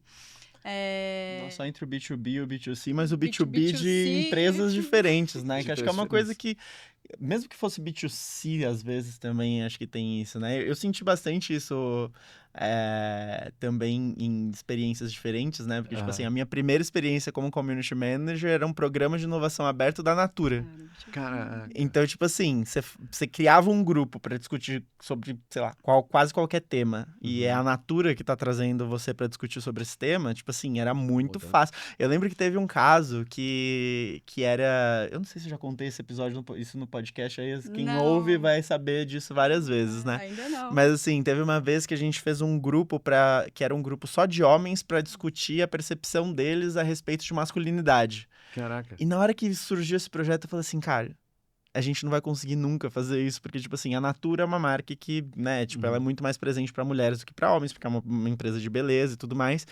E assim, conservadorismo, machismo, etc. Acho que muito pouco provável que homens vão querer aparecer para discutir isso, mas felizmente eu tava muito enganado, assim, a gente soltou o negócio, no dia seguinte já tinha 500 inscritos, assim, tipo, é uma coisa que, né, e aí depois quando eu saí da Natura, eu passei a trabalhar principalmente em startups, é outra coisa, né, porque aí a startup, ela tá meio que desenvolvendo o nome ainda, tá começando a aparecer, é muito mais difícil você atrair as pessoas para estar ali do que quando é uma grande marca chamando, né, não só por alcance, mas também por reputação, né? Vamos dizer assim. Cara, aliás, olha que louco. Isso que você tá num mundo agora de, assim, recrutamento, né? Ajudar a encontrar talentos e tal. Olha 2 exemplos distintos. Eu não sei quão forte é o Fiverr aqui, mas o Fiverr, ele você contrata, né, uma pessoa, mas que é aleatória, qualidade geralmente é muito baixa. Então, uma luta grande ali para achar qualquer coisa. Agora, olha o TopTal. O TopTal é referência porque eles criaram esse modo de você selecionar os top 3% do mundo, né? Então, o processo para você entrar lá na base deles para ser potencialmente recrutado é uma treta para você passar. Sim. Então, a reputação é falar, eu sou um freela do TopTal. Caraca, velho, então você processo de curadoria, né? passou numa curadoria foda. E isso é uma coisa que também, né? Que eles acharam ali, pô, mas que a gente vai nichar e se diferenciar desse mundo de contrata fila por aqui e pra lá. E às vezes, pra você pensar assim, né? Você já deve fazer essa estratégia, mas tô te dando um exemplo. Né? Caso vocês falem assim, pô, como é que eu me diferencio do mercado onde todo mundo contrata um freela em qualquer lugar, ou recruta, sei lá, outsource, ou recruta, enfim, você ajuda a achar um talento. Eu vou selecionar só a empresa, sei lá, Fortune 500, sabe? Só as empresas top 500 do mundo. Ou só a empresa X. Ou só empresas de health tech, sei lá, porque aí você entra no nicho e fala assim, caraca, então esse aqui eles manjam de contratar para health tech porque é só para isso que eles fazem. E às vezes o segredo tá no nicho, sabe? Sim. Às vezes sai disso. Especialista, né? É. E aí, pensando em mais, talvez, acho que a gente não falou sobre isso, mas você via alguma diferença também entre esses tipos, né? De B2B, B2C, porque agora você tá mais sentindo B2B, né? Na pele. A operação é diferente, o dia a dia, ferramenta? O que você pode trazer, assim, de diferenças de impacto, assim, ou na operação, ou no longo prazo? Ah, demora muito para engajar uma, ou é difícil o diagnóstico da outra? Pô, Os legal. principais pontos, assim. Eu posso pegar carona na sua Deve. pergunta? E já que você falou de vários exemplos de empresas, né, muito diferentes também, conta um pouco pra gente também, junto nessa parte de operação, como que eram os times de comunidade, né? Era você sozinho? Tinha mais gente? Tava em que área, né? Quem mais te apoiava? Acho que é sempre legal da gente ouvir. Legal. A Jen sabe como é que eu sou com esse negócio de contratar gente. Eu trabalho sempre com operação muito enxuta, porque a não ser que você realmente tenha uma coisa muito provada, que você precisa só depois escalar o que já está muito provado, eu acho que fica mais confuso e mais difícil ter gestão de gente, ao mesmo tempo tentando fazer uma estratégia, tentando fazer acontecer, do que simplesmente vai lá, testa, e que é o meio mundo de startup, né? Lean startup, fazer coisa enxuta. Então, na Zynga, como eu já tinha um time que fazia suporte técnico, esse time virou comunidade. Então a gente tinha pelo menos uma pessoa por idioma e pelo menos uma pessoa por jogo, a não ser que o jogo não fosse um jogo grande. E é o jogo grande que eu digo assim, número da base de usuários. Se fosse, sei lá, menos de 30 milhões de usuários por mês, ia ter uma pessoa fazendo gestão de mais de um jogo. Que no fim das contas é meio que como uma equipe de vendas ou de customer success opera hoje. Então, se você tem uma carteira de clientes de 50 pessoas, é porque são 50 clientes não tão grandes. Você tem, sei lá, 5 clientes, é porque são grandes 5 clientes. Então você tem que dar mais tempo, dedicação. Mesma coisa. Então a gente tinha um por jogo grande, e aí tinham, sei lá, 4 ou 5 franquias grandes, e o resto era assim, uma pessoa gerenciando 4 ou 5 jogos. Na Dropbox era só eu, porque 4 anos só eu. E na Wix eu tinha... Nossa, na Wix a gente cresceu e diminuiu. A gente chegou a ter umas 20 pessoas, porque aí eu tinha uma pessoa que ficava dentro do time de marketing, como se fosse Product Manager, só que ele não era um Product, ele era um Community Manager no time de marketing. E aí tinha uma pessoa que era mais técnica, então tinha um analista, tinha um operacional, tinha uma pessoa que desenvolvia, porque a gente tinha que desenvolver as nossas próprias soluções na Wix, né? Tinha essa. A gente não podia simplesmente contratar um terceiro, a gente tinha que usar o nosso produto. Então tinha que ter alguém que soubesse. Mas a gente enxugou depois de novo, porque começou como eu te falei, essa estratégia de sair pro fitness, para não sei o que, já não estava dando tanto certo. E na persona sou eu. Então, assim, geralmente eu sou eu sozinho, ou eu, sei lá, tem uma pessoa a mais, ou uma pessoa... Eu faço muita parceria com muitos times, sabe? Então, o lance, assim, o grande segredo, assim, para você crescer saudável é fazendo parceria, porque é meio que da própria... É inerente nosso, né? A gente conecta com as pessoas, a gente colabora. E quanto mais você mostra que tem valor para elas, mais elas começam a participar com você. Então, é sempre pequeno. Então, de time era isso. Aí você perguntou de tecnologia, né? Eu perguntei das diferenças da operação. A ferramenta era muito diferente, o diagnóstico era muito diferente, engajar o tempo. É diferente porque eram muitas épocas diferentes. Vamos pular de fóruns aí porque era o que tinha, né? Não tinha outra coisa. Mas vou pegar hoje em dia, tá? Por exemplo, na Persona. A gente usa muito Slack porque é onde a gente fala com B2B. As outras empresas estão lá também já, então meio que conecta mais um canal, né? Quando eles são maiores, a gente faz um Slack Connect, então eles nem precisam sair da instância deles, eles usam a própria instância conectando com a gente. Aí a gente usa Common Room, porque o Common Room puxa muita coisa. Porque é um lance que é assim. Acho que a gente usou, né? Eu tava em beta-teste, lembra? Foi. Nossa, eu usei durante um ano o plano Enterprise deles de graça. Fui ali, ó, brother, cara, não tem dinheiro, velho. Porque era $20 mil o negócio. Eu falei, não vou pagar 20 mil, velho, não tem dinheiro. Quebrava, lembra? Vinha número falha, mas é excelente. Mas então, eles cresceram. E eles eram uma ferramenta agora de go-to-market, não é mais ferramenta de... E a Pocus também, né? Que era também 100% community, virou go-to-market. Mas é bom, porque o que eles trazem? Eles agregam tudo de mundos sociais e qualquer ferramenta que você integra e dados que você joga para eles também. Então a gente joga dados do nosso produto para eles. E aí vou dar um exemplo assim, simplificar, tá? A gente puxou, por exemplo, eu sei quando você fez um onboarding no nosso produto. Então eu sei quando você converteu, eu sei se você já usou alguma feature específica, porque eu jogo tudo aquilo lá por webhook, né? E eu consigo saber se você, sei lá, acompanha a gente em redes sociais, se você tá na comunidade do Slack, se você tá engajado, se você não tá. Com tudo isso, eu consigo criar automações. Aí que vem o mundo de o Edu sozinho fazendo tudo. Então, tem milhões de workflows que são assim, com base em certas coisas que a pessoa faz. Por exemplo, você acabou de entrar no Slack, eu te dou aquelas boas-vindas que todo mundo faz, só que aí eu falo assim, vou puxar se você é uma pessoa que é num Tier 1, tem um Customer Success, ou num Tier que é self-serve, que é tipo, você não tem ninguém para cuidar de você. Se você é desse, eu falo assim, olha, a gente desenvolveu um treinamento aqui, essa aqui é a lição 1, que eu acho que é bem legal para você começar. Aí passa um tempo, aí eu vejo se a pessoa acessou a lição 1, eu falo, agora tem lição 2. E vou jogando tudo com automação. E aí tem muito Zapier também, porque tem coisa que no workflow não dá pra fazer pelo Common Room. Então a gente puxa de lá, uso muito HeyGen, porque aí com HeyGen, a nossa próxima fase de HeyGen é mais avançada, é meio complexa. Que é o HeyGen tem API também, né? Você pode criar vídeo com API. Então eu tenho lá, por exemplo, um treinamento que fala assim, fala Caio, beleza cara, olha só esse treinamento. Isso foi a API que gerou, porque eu puxei o nome do seu campo dinâmico, gerou um vídeo falando isso pra você, só que o resto que eu vou te apresentar é um vídeo pré-gravado, que eu passo pra todo mundo, igual. Só que a percepção de você estar falando com a pessoa one-to-one é gigante, porque eu mando por direct, né mensagem direta, falando você pelo nome, falando o nome da sua empresa.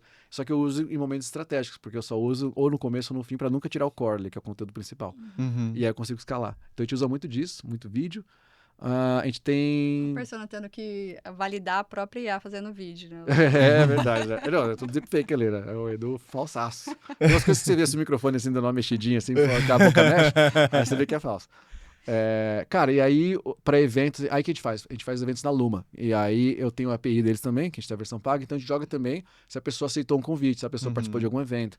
Eu consigo também alimentar para saber, essa pessoa tá engajamento. Mas engajada porque eu sei que ela tá interessada em saber mais de alguma coisa que a gente tá fazendo. Sim. Isso é bom.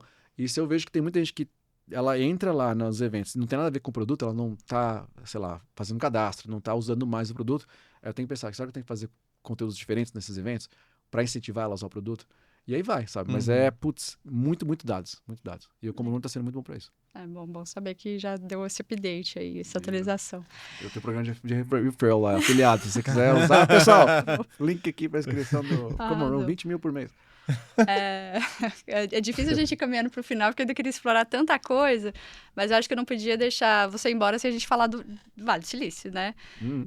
Eu sempre falo que eu acho que 3 momentos importantes para amadurecer o mercado de comunidades e tudo mais. Para mim foi, né, início do Vale do Silício, 2009, 10, que você nem estava lá, mas você estava trabalhando para empresas que estavam lá, Sim. Aham. né? Então você tinha, sei lá, mesmo de longe, talvez alguma referência.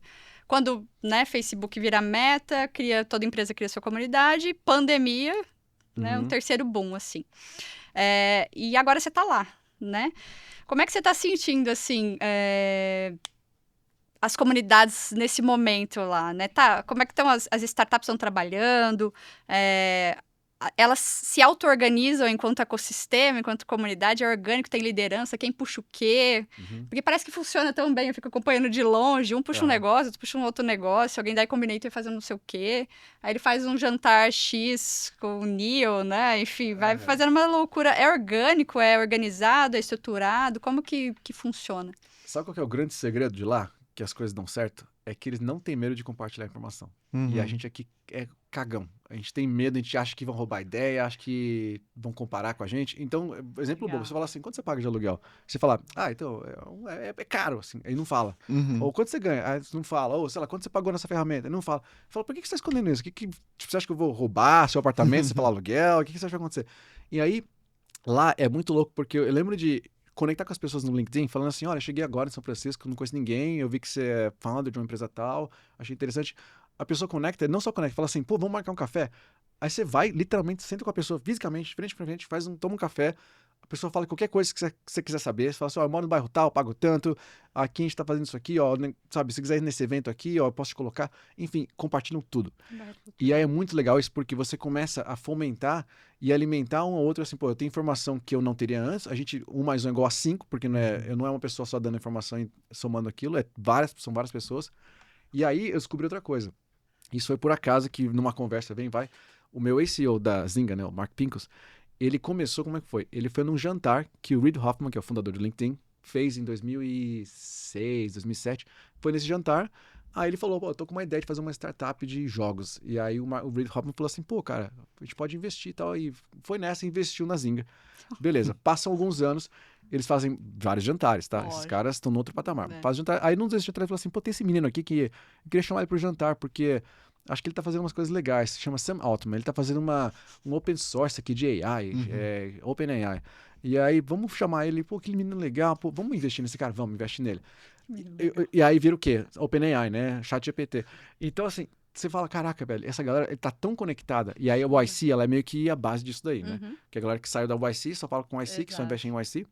Mas aí, olha só que louco, uma coisa prática. Se você é uma startup que veio da YC, eles vão fazer o quê? Todo mundo que é alumni, que já cresceu, que é unicórnio, provavelmente usar você como cliente porque eles querem te ajudar a crescer. Uhum. Então, quando a persona mesmo, a gente saiu de vários investidores grandes, da Index Funds e tal, a própria Square, por exemplo, que era uma empresa que fazia parte desse grupo, começou a pegar a persona como para ser cliente. Então, assim, a gente vai usar vocês para fazer a nossa verificação. Então, vocês crescem porque já tem uma empresa junto. enterprise. Legal. Então vai todo mundo crescendo junto, saca? E aí esse princípio de ajuda faz todo mundo, parece que fala, dá uma noite pro dia, essa empresa já tem milhões de clientes. Como pode? Como é que eles já têm milhões de investimento? É porque todo mundo tá colaborando, Compartilha. Sim. sabe? Então a pessoa já tem informação ia falar em advance, né? Avançado de todo mundo. Tem clientes grandes já de cara. Então você já sai numa desvantagem muito grande. Porque eles têm esse princípio deles lá. Isso é muito Vale do Silício, tá? Não acontece muito em outras cidades, que eu percebi. Uhum. Mas isso daí é a base. E aí, jantares, a galera quer participar. Por quê? Você tem um grupo do YC, por exemplo, você tem esses grupos, né? Reid Hoffman com o Mark Pincus, mas tem o resto do mundo. E o resto do mundo não tem essa conexão. E eles querem se conectar. E aí você começa a fomentar isso pra essa galera. Então eu tenho muito interesse, tipo, de, pô, como é que eu ajudo essas startups de alguma forma, sem esperar nada em troca? Porque vai voltar pra você, sabe? Vai. Uhum. Começa a voltar. Então eu começo a perceber hoje o quão mais conectado eu tô, em 1 ano que eu tô lá, que eu nunca tive na Irlanda em 15 anos, e nunca tive no Brasil, aqui no Brasil talvez não fomentava tanto isso, mas porque é diferente, saca? Mas tá legal a experiência aqui no Brasil nos últimos dias, não tá? De Tá fomentar. incrível. Não, a galera é super interessada em compartilhar. Entendeu? E aí é isso, a galera aqui fica fechada demais, tem medo, fala, não sei. Tipo, eu entendo que tem, enfim, talvez um preconceito, porque já foi criado assim, né? Tiveram vários Estrutural, né? problemas, tá? Estrutural. Pô, um homem convidar pra mulher pro jantar, tem coisa estranha, eu sou casada, tá? Também sou casado, sabe? Tipo, não é esse o ponto. Não vem fazer nada pessoal aqui, eu tô te mandando pra gente falar de business, né? Tipo, e aí eu sinto que isso, pra mim, é a base que falta. Legal. Se o Brasil começar a compartilhar mais e a gente fomentar mais isso, o negócio começa a desandar. Aqui, Cubo, por exemplo, é um negócio que todo mundo ia estar sentado toda sexta-feira, fazer um all hands de todo mundo. Um lá e apresentar os problemas que teve, outro fala, pô, instalei aqui o Google Cloud, gastei R$ 150, quem que aqui pagou mais, quem pagou menos? Vamos negociar junto, fazer um plano, sei lá. Pô, compartilha, faz junto as coisas, sabe? Cresce muito mais. Então acho que falta isso. E orgânico funciona, né? Parece que é tão Total. bagunçado, eu fico olhando e falo, deve ser uma zona. E é um bagunçado que funciona e é organizado, né? Minimamente. Caótico. É um caótico. Verdade. Legal, muito bom. Bom, a gente falou de várias experiências, né, dentro de empresas. Acho que seria legal a gente comentar um pouco, né, do eDublin também, né, que é, enfim, uma comunidade, um site de expatriados. Tem o canal no YouTube, né, que a Jean até mencionou que eu assistia alguns vídeos também. Conta pra gente um pouco de como surgiu essa ideia, o que se tornou e como que tá isso hoje, né, agora que você não tá na Irlanda mais também. Verdade, já tá mais difícil mesmo. Cara, o eDublin, eu vou falar que é a estratégia de comunidade que mais deu certo sem eu saber que eu tava fazendo uma estratégia de comunidade. Porque eu não fazia ideia do que eu tava fazendo. Eu simplesmente fui morar fora, fui fazer um blog porque não tinha nada em português sobre a Irlanda. Eu comecei a fazer num blog, literalmente. Fiz um grupo no Yahoo Groups naquela época. A galera começou a engajar. Blogão, né? Eu fico lembrando. Ai, sabe o que é mais louco? Eu não sei se eu falo no livro disso, mas a primeira postagem que eu fiz nesse grupo foi assim: hoje eu comi um pão com frango. E a galera bombou. Por quê? A galera não tava esperando, tipo, sair uma coisa tão informal. Você tá sempre, né? Imagina, você faz um fórum lá, um grupo, sei lá, você cria uma comunidade no WhatsApp, e aí o pessoal, olha, vai ter um evento aqui de AI, poxa vida, aqui aí, profissionais, vamos nos conectar. Não, cara, hoje eu fui lá e a tampa da privada é quentinha aqui no Itaú, pô, que legal. A galera, caraca, é verdade, é quentinha mesmo. É isso, cara. E aí eu comecei a falar de coisas tão do dia a dia, tão cotidiano e tão real, que as galera conseguem engajar demais. Falou, pô, também comi esse pão com frango, coisa maluca na Irlanda. Porque era um pão barato, realmente. Era um pão de R$1,99. E aí todo brasileiro comia esse pão, porque era barato, te alimentava, uma baguete gigante, com frango. E aí começou a partir daí, pô, eu fiz tal coisa, aí começa. Então, assim, fomentou daí. E o mais maluco foi, eu tava na Irlanda desde 2008, e a galera começou a marcar encontros. Falou, pô, vamos em Dublin encontro do pessoal no O'Malley's aqui em São Paulo, fazendo não sei aonde em BH, fazendo não sei... E começou a se encontrar no Brasil inteiro. Eu, caraca, velho, a galera tá se encontrando, tipo, nem tô aqui. Tipo, e aí você percebe que, pô, eu criei um monstro, assim, né? Tipo, eu não sabia o que tava fazendo, mas a galera começou a se engajar e participar de coisas e fazer, assim, as uniões delas e falar de assuntos que não tinha nada a ver comigo e fazer aquilo acontecer por conta própria. Então, foi aí que começou a base do eDublin. Então, depois foi mais assim, agora criar outras formas de conteúdo, né? Então, a gente sempre foi o criador de conteúdo, vou colocar assim, né? A gente foi o facilitador, mas a galera começou a desandar, assim, por conta própria, sabe? Foi fazer encontro, foi fazer material deles mesmos, usar a gente de referência, então, meio que morou pra esse mundo. E aí, agora, como eu tô fora, na verdade, desde 2010 eu já não escrevo ativamente pro eDublin. A gente tem uma equipe, né, que foi contratando. E aí, agora a diferença é que eu tô com 8 horas de diferença. Então é dificiaço de fazer a gestão. Então, eu tô até procurando uma pessoa pra meio que tomar conta do todo, assim, sabe? Meio que ser um CEO futuro aí, sei lá. Porque a gente tá, assim... Cara, continua criando conteúdo, mas eu não tô na realidade mais do intercambista. Eu não sou mais o cara da Irlanda. Propriedade mais, né? Muda muito. Então, eu quero deixar que a galera meio que continue por conta, mas ter alguém que meio que seja, sei lá, o padrinho desse negócio, sabe? Legal. Um belo... nesse mundo. Eu dou uma caixinha de surpresa, tá vendo? Eu falei que ia ser especialíssimo esse episódio, porque assim, muitas experiências, a construção de B2B para o B2C, né? Deu para ter uma diferença aqui dos desafios entre elas, as diferenças entre cada uma. Sei lá, e o que você vê de futuro, Edu, né? Você tá lá... Não vou falar que o Brasil tem muita oportunidade, mas você tá lá, tá no Vale... O que o pessoal tá falando de comunidade lá no futuro? De novo, toda vez a gente fala que a gente vai começar a gravar o papo de antes de começar a gravar, porque a gente tava falando disso, né? O que vai ser do futuro das comunidades, né? Tá tendo layoff lá, o pessoal tá olhando, porque no Brasil a palavra ainda é hypada, então tá no momento de crescente, ou lá tá mais maduro ou mais crescente. Enfim, qual que é a sua visão aí de futuro do mercado, da indústria, né? Que mudanças que você acha que vão vir para os próximos anos, tendências, enfim. Caramba, Difícil. tem muita coisa. Vamos lá. Primeiro, eu vou falar um pouquinho de ciclo, porque... Assim como lembra, os Ramones usavam calça apertada, a gente começou a usar calça apertada nos anos 2000, aí agora é calça larga, agora calça larga dos anos 90. A gente tá usando calça larga de novo, né? Tipo, tem ciclos que a gente passa e agora o outfit de agora de roupa é o dos anos 90.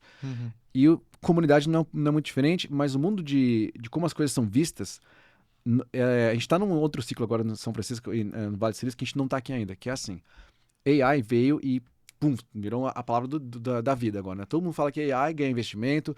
Lá era assim, eles chamam de spray and pray. Você investe em milhões de empresas que tem o nome AI e torce para alguma delas dar certo. Só que eles perceberam que estava acontecendo o seguinte, eles estavam gastando muito dinheiro com essas empresas, porque custa muito rodar uma empresa de AI de verdade, a não ser que seja uma empresa maquiada de AI. Não, PowerPoint. E aí, o resultado que elas dão não resolve 100% de um problema. Então, se pegar até hoje, o OpenAI saiu uma notícia que eles estavam com risco de quebrar, né? OpenAI, gente, que pediu um investimento de trilhões de dólares. Tipo, não é de milhões, nem trilhões. O Sam Altman queria 1,6 trilhão de dólares para continuar o projeto dele. Então, é uma outra realidade. Mas eles estão assim, cara, a gente está queimando dinheiro igual louco. Mark Zuckerberg falou assim, eu estou fritando dinheiro aqui no Llama para poder treinar para a pessoa, o usuário final, usar gratuitamente minha linguagem de AI. Só que eu estou gastando 10 bilhões de dólares com a NVIDIA, que é ela que está ganhando dinheiro de verdade, porque ela é a solução do negócio. Né? Nossa realidade aqui é assim, pô, então todo mundo fazendo podcast, não tá dando certo pra ninguém. Sabe quem tá ganhando dinheiro? A Shure. Tá vendo o microfone pra todo mundo fazer podcast. Sim. Então, assim, você fala, caraca, realmente, meu, quem tá fazendo o business aqui não é o podcast em si, é o dono do microfone, é o cara que vende edição, sei lá. E você vai entendendo, você vai falar, caraca. E aí eles estão percebendo isso. Assim, não é, a AI não tá trazendo uma solução, tá resolvendo muita coisa, tá, mas ela não fez agora eu tinha 100 pessoas, agora eu só preciso de 10, porque a AI resolve. Não tá, ainda preciso de 100 do mesmo jeito, porque o last mile ali, né, os últimos 10%, 20%, tem que ter uma passagem por uma pessoa. E aí tá um debate disso. Então, por que eu tô falando isso? Porque a gente tá numa começo de comunidade falando assim, a AI vai substituir a comunidade, não sei o quê. Tá nessa discussão. Aí a AI vai substituir várias coisas bobas que são do dia a dia de comunidade, tipo análise de um relatório. Mas não vai substituir o community manager. Só que vai chegar nesse ponto ainda, sabe? Não chegou nesse ponto. Vai chegar no momento que fala assim, nossa, eu percebi agora que as respostas do fórum de perguntas básicas eram tudo por AI. Whatever, porque a resposta era a mesma pergunta feita toda hora. Então não tem nada de interessante ali, não é uma coisa única. Agora, eu não posso ir num jantar e mandar uma AI num jantar. Então você tem que pensar assim, onde que a AI vai substituir de verdade? Então acho que tem isso como a primeira coisa. Teve um hype de ferramenta e as ferramentas estão tudo quebrando. Tanto que as maiores estão virando ferramenta de outra coisa. Você percebeu. Você falou. Né? O Circle virou uma ferramenta de creators para poder ajudar agora a galera que quer vender curso. Eles competem com o Kajabi agora. Eles não competem com, sei lá, um outro fórum. Eles não são mais um fórum. Eles não competem mais com o Slack. O Slack é caríssimo para você manter. Então, empresas estão usando elas porque é para uso interno, não é para a comunidade. Aí a Common virou uma ferramenta de go-to-market. A Comsor nunca lançou. Como é que chama? Poucos, que eu falei para vocês antes, era um produto de community, virou agora um produto de go-to-market também. Então, é inteligência para marqueteiros. Tá todo mundo pivotando, porque não tem dinheiro nesse mercado. E aí eles estão percebendo que... O mercado é um oceano vermelho, é muita competição. É muita competição e pequeno, né? Porque assim, quantas pessoas são community managers que são decisoras? Tipo, sendo realista, assim, você pega quantos communities você conhece aqui do mercado brasileiro que fala assim, eu tenho poder de decisão para escolher uma ferramenta de $1 milhão. Não tem. Tipo, o cara que tem um budget aqui é budget para fazer camiseta, fazer adesivo. Você não tem milhões para você botar e queimar. Isso pensando até em comunidade grande, assim, que eu lembro que no Nubank era assim também. Era só para terceirizar ali, ajudar uma incentiva, tal, mas não tinha grana. E aí você vê que ferramentas estão migrando. A outra coisa, pessoas que tinham o cargo, mas não sabiam atrelar as métricas ao business. Então, estão fechando vários departamentos. Fala assim, cara, você trazia um monte de engajamento, mas você não trazia resultado. Porque engajamento não é resultado, engajamento é engajamento, né? Se eu começar a fazer barulho, chamar uma galera para entrar aqui, vai entrar uma galera, vai engajar. Só que aí, o que vai acontecer? Eles vão ter editar mais vídeo, vai ter mais cliente? Não vai, só teve mais festa, bagunça. Então, gente que não soube traduzir métrica de engajamento em métrica de negócio, também tá tudo indo embora. E aí tem várias empresas, falar para você, mandando a gente embora. E aí começa a gente virar fraccional, né? Fracionado. E aí os fracionados começam a ampliar, porque a galera que perdeu o emprego, que tem experiência, fala, posso ajudar. Só que eu não sei se necessariamente eu sei fazer aquilo na prática. Então tá meio que o mundo agora que você pega... Richard mesmo, que é o querido. Ele vendia a estratégia para a empresa, agora ele está treinando outras pessoas a serem consultores. Porque ele percebeu que é um mercado que não tem ninguém fazendo. Pô, vou treinar o cara que faz isso para os outros, porque eu consigo me escalar. Ele é um consultor só, né? Ele não consegue atender um monte de gente. Exatamente, ele não consegue treinar. Então, tá nessa bagunça, assim, sabe? É isso que eu tô vendo, mas eu não sei se vocês concordam ou não. O que vocês acham pra vocês aí? Bom, eu acho que você acha que vai acontecer? Eu penso que lá tá num momento muito mais de amadurecimento de... Já se foi o hype, né? Se provou valor. Então, fica. Quem já provou valor ou trouxe ROI pro business, né? Mas tem muita oportunidade ainda para ser explorada, por exemplo, para treinar outros profissionais, para escalar a consultoria, para fazer novos designs de comunidade. Nossa, então... é infinito. No Brasil, a gente está um passo atrás ainda, olhando para o próprio relatório, né, que os meninos analisaram em outro episódio, dos respondentes profissionais desse relatório, 2% do Brasil. Então, olhando para o B2B, para o B2C e para o profissional, gestor de comunidade, tem muita oportunidade ainda. Concorda? Como é que você está vendo? Não, eu concordo. Eu A acho que gente tem discorda muito aqui, tá? É bom. Aí é ótimo. muito diversas de Muito opiniões. diverso. Eu acho, assim, né, que aqui no Brasil, mais especificamente, eu acho que...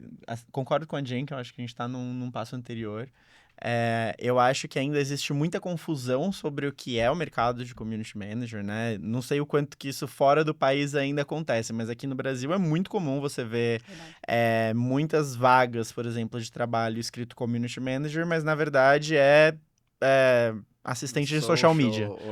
Então, tipo assim, tem muita gente que olha isso, não sabe fazer muito bem a diferença entre comunidade e audiência, sabe? Então, eu acho que tem esse ponto, e eu acho que tem também essa questão que talvez, não sei se conversa tanto assim com o que a gente estava falando, mas que é do...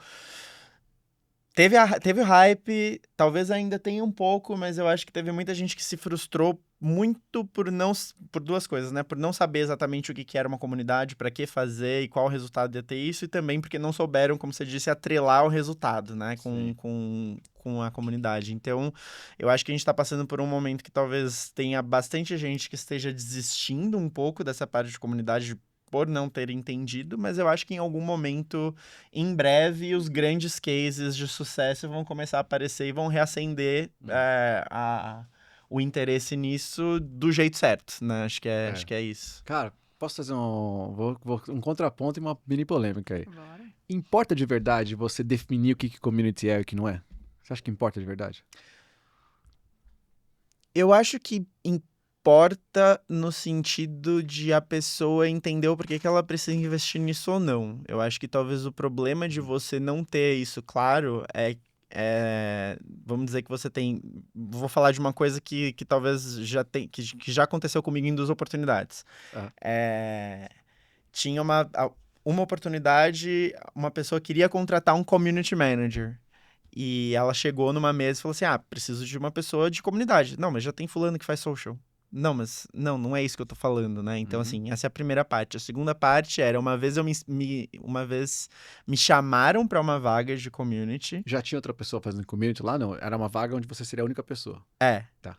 E num outro caso, me chamaram para uma vaga de community, e eu fui fazer a entrevista. Esse community era social media, mas quando eu falei o que eu fazia, eles falaram, não, mas tem uma outra vaga que tem a ver com isso, que é mais ou menos isso, mas de outro jeito, né? Que no caso, era uma vaga, era uma empresa que faz pesquisa de mercado, e a ideia deles era usar grupos de pessoas online para fazer pesquisa qualitativa. Então, assim, eles não faziam a menor ideia de que isso era comunidade. Não era uma vaga que estava com o nome de comunidade, era uma vaga de pesquisa qualitativa. Só que ia exigir, né, uma pessoa que faz focus group não ia saber fazer isso necessariamente, né? Então, na hora que eu falei isso, eu falei assim, tá bom, não é isso que eu estou procurando. Mas, então, assim, acho que pode ser importante ter essa definição para que as pessoas tenham uma clareza melhor de quando é que elas vão usar isso, né? Eu acho que existiu um tempo em que a gente chegou nisso intuitivamente, acho que todos nós aqui tivemos essa experiência, né? De tipo, não sabia que era isso que eu estava fazendo, mas depois descobri que era. Mas eu acho que depois de ter virado buzz e de talvez ter descredibilizado em alguns casos, eu acho que é importante que as pessoas entendam o porquê para que elas façam isso mais intencionalmente. Acho que essa é a minha visão sobre esse caso. Eu acho que o nome não é importante, né? Mas, ao mesmo tempo, dá uma descredibilizada. Então, a gente não consegue se fortalecer. O que é comunidade, né? Então, um acha que é social media, o outro acha que é fórum, o outro acha que é fazer bagunça, deixa eu chamar a galera pra dentro fazer festa. Então, eu acho que desde que a pessoa entenda o que é a estratégia e entenda os entregáveis que se espera dessa comunidade, o que eu preciso fazer no dia a dia, né? Aí a gente vai caminhando, mas eu acho que é importante... A gente luta aqui sempre, né? E tenta trazer para o que é o correto da palavra comunidade, ou do ecossistema, né? Então, a importância para uma autorregulação, né? Então, hoje a gente tem quem que regula a nossa profissão? Não tem. A gente tem uma instituição representativa global. né? Então, talvez é importante para o amadurecimento do mercado, entendendo o que se espera dessa profissão, o que é o entregável, ter uma hierarquia, não, como é que fala? Estrutura organizacional de salários, cargos e tudo mais. Então, a gente vai ficar sempre aqui Eu entendo. Eu vou colocar, eu tô enviesado porque eu acho que tirando a Wix, na Wix eles sabiam mais ou menos assim, a gente vai contratar uma pessoa de comunidade, mas em todas as outras ocasiões foi meio assim, a gente não sabe o que quer. E não saber o que quer, eu poderia, sem querer, virar um social, virar um cara de, sei lá, um analista. Talvez, eu tô colocando aqui uma hipótese, tá? Não sei. Falta a gente abraçar mais e falar assim, foda-se que você vai me chamar de social, foda-se que o que você me colocou aqui é pra responder comentário de Facebook ou de Instagram.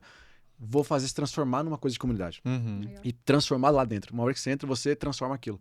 Eu acho que falta muita gente fazer isso, porque eu percebo assim, contratando pra gente pro eDublin, a galera tá esperando você dar um playbook literal de assim, eu tenho que falar com quem? Como é que eu tenho que escrever a mensagem? Como é que tem que ser a minha resposta? E se a pessoa falar assim, brother, se vira, cara. Se estourar seu cano, ninguém vai te ensinar como que você liga o telefone, pega a página amarela, liga pro encanador, velho. Se vira. E aí eu acho que falta um pouco a galera abraçar mais assim o incerto. E é muito comum lá disso assim, né? Embrace ambiguity. Tipo, abraça o incerto. Essa empresa que eu entrei, o CEO falou assim, cara, não sei se vai dar certo, porque eu nem sei o que fazer. Eu falei, vambora então. Imagina, cara, muita gente fala assim, então não sei se é pra mim, porque, sabe, às vezes falta abraçar isso, e na hora que você abraça, você já vai saber aquilo, porque vocês já, intuitivamente, por exemplo, já são community managers, você já engaja as pessoas, já tem coisas que você já sabe o que fazer, porque você já passou por isso, já navegou em várias empresas. Como é que eu aplico isso pra uma empresa que nem sabe o que quer fazer? Então, pega mesmo errado o cargo ali e fala, eu vou corrigir isso aqui que tá errado. Porque você é a pessoa, você chamou a responsa pra você e faz, saca? Eu ponho essa perspectiva. Eu acho que as pessoas elas esperam muito assim, então define aí pra mim. Enquanto a CMX tá definindo o que é, tem milhões de community managers foda que ninguém fala o nome deles, que estão fazendo milhões de dólares sozinhos. E você fala, caraca, velho, esses caras são fodas. E ninguém fala deles, ninguém estuda eles. Continua sempre nas mesmas ali, né? O Lego, o Salesforce, não sei o que mais. E eu sinto cada vez mais isso. Eu tô falando assim, até pra mim, tá? Assim, desabafo meu, vendo que a comunidade tá ali patinando, tentando pegar o mesmo grupo de pessoas que tá esperando uma definição e os outros que estão fazendo, ninguém tá vendo, sabe? Enfim, sou eu desabafando. Bom, tá certo, porque a gente tenta fazer a nossa parte nisso, né? O Community Playbook é justamente pra não só ir trazendo esses playbooks e cases pro pessoal saber e não ficar...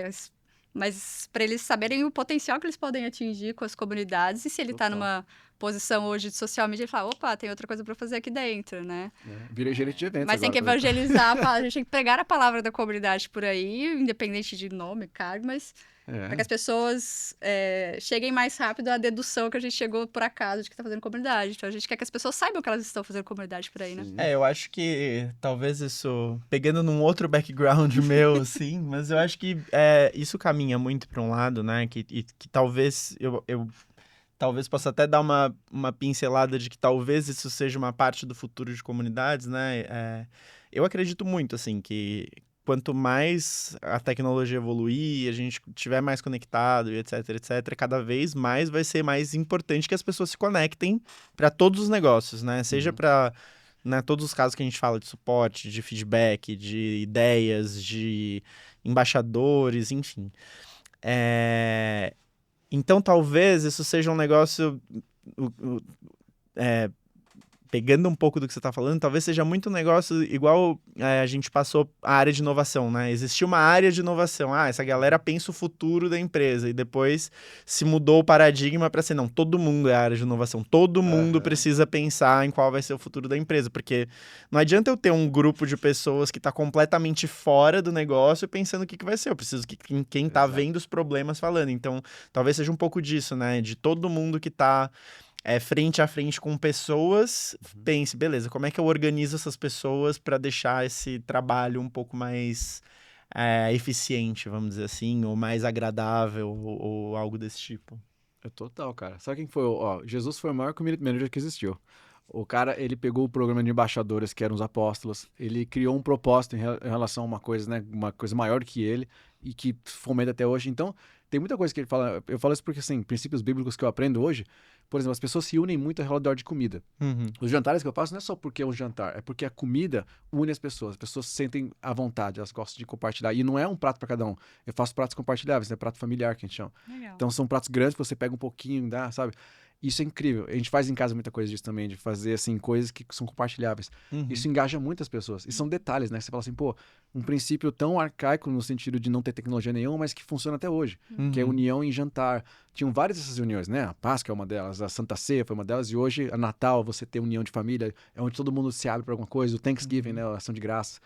E a gente fazer os princípios de comunidade é a mesma coisa. A tecnologia facilita demais. Uhum. Demais, né? Eu tô usando lá Luma com Common Room, com não sei o quê, facilita. Mas o princípio em si, o que é o resultado daquilo? É as pessoas sentarem numa mesa juntas, comendo juntas e compartilhando as coisas. Então, e sem o celular na mão. Olha que foda, né? Sem tecnologia. Então, às vezes, às vezes você quebrar assim, alguns paradoxos, paradigmas, exato. Eu ia falar paradoxos, paradigmas, para trazer, né? É o que você falou, você tem as ideias, traz uma coisa nova e usa a tecnologia só para te facilitar aquilo, mas Exato. traz para o mundo do handmade ali, né? Da versão ali artesanal, de pegar na mão, de falar, de olhar nos olhos, e não só na tecnologia. Perfeito. Sobre pessoas, né? Acho que é o melhor jeito da gente encerrar esse Nossa, episódio. Não aí podia deixa ser de melhor. encerrar, né? Olha aqui. Só pega na mão dos outros, assim. Vamos falar Foi juntos, mais vamos. do que um cases reais, vários cases reais, aplicações futuras possíveis, né? Foi um aulão. Bom, agradecer, Edu, né? Dar o espaço final aqui. Incrível. Putz, esteja sempre bem-vindo no Brasil. Obrigado. Quando quiser visitar, né, com o podcast ou os nossos rituais, a casa é sua. Deixa pro pessoal, fala de onde o pessoal acha seu livro, onde o pessoal te acha. Enfim, faz eu ia o falar seu. do LinkedIn, mas falou que nem usa o LinkedIn aqui, né? Ah, Me acha no WhatsApp, põe o número aqui no telefone. Não. O LinkedIn funciona, vai. Funciona. Se você procurar Edu Giansante no LinkedIn, no Instagram, em qualquer lugar, Edu Giansante aparece em qualquer lugar. Pode conectar onde você quiser, manda mensagem, vai ser legal falar com vocês. E, pô, obrigado por abrir as portas aqui pra mim, né? Receber. Muito bom falar com vocês aqui ao vivo. E trocar ideia de frente a frente, isso é muito bom. Obrigado. Muito legal. E para todo o pessoal, obrigada, né? Obrigada, Caio, por mais uma facilitação aqui de um episódio. Obrigada, Edu, de coração. E obrigada a você que acompanhou mais um episódio. Tô aprendendo mais do que eu esperava com esse podcast aqui. Foi só uma garrafa de vinho que surgiu essa ideia. E a gente já contou isso aí. Vocês acham que a gente faz isso aqui pra trazer conteúdo pra vocês? Claro que não. É pra gente trazer pessoa que a gente gosta, pra trocar ideia e a gente aprender também. Essa é a verdade. E aí todo mundo aprende junto. Olha que coisa maravilhosa. Não era pra você contar esse segredo. Não era? Senão ninguém mais vem, brincadeira. Claro que vem. Obrigada, pessoal. E assim... Não, acho que a pergunta de hoje para o pessoal responder é o que eles acham do futuro, né? Das comunidades aí. Porque se perguntar de diferença do B2B para B2C, talvez o pessoal não respondeu, mas já respondemos. Então, conta pra gente aí nos comentários dúvidas pro Edu, né? E o que vocês acham aí, o que vai ser os desafios futuros aí para os gestores de comunidades, empresas que estão fazendo estratégia de comunidade. Posso deixar uma pergunta extra? Por favor. Contem pra gente de que forma que vocês estão olhando para conectar pessoas para resolver problemas ou para deixar alguma experiência melhor. Aí você vai entrar em contato com o Edu e responder a pergunta de hoje de novo. Exatamente. Boa. Obrigada, pessoal. Não deixem, né, além de responder tudo isso, se inscrever no canal, compartilhar com o pessoal que quer ouvir, precisa ouvir esse conteúdo. Segue a gente no YouTube, no Spotify. E é isso aí. Nos vemos no próximo episódio, pessoal. Até a próxima, galera. Obrigada!